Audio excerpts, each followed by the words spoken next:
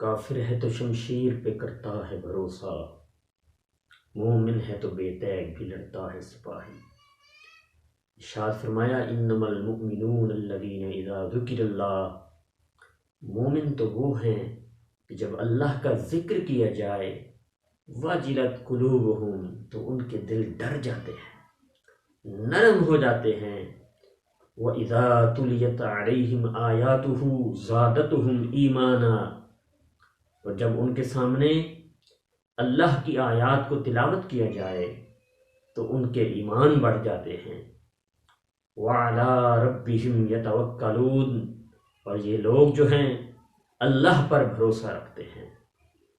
یہ غازی، یہ تیرے پراسرار بندے جنہیں تو نے بخشا ہے ذوق خدائی، پھر ان کو ذوق خدائی بھی ملتا ہے۔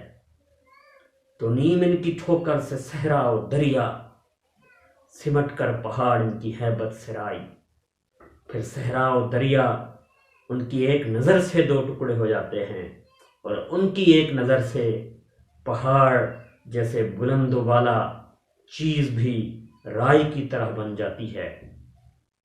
شہادت ہے مطلوب و مقصود و مومن، نہ مال غنیمت نہ کشور کشائی۔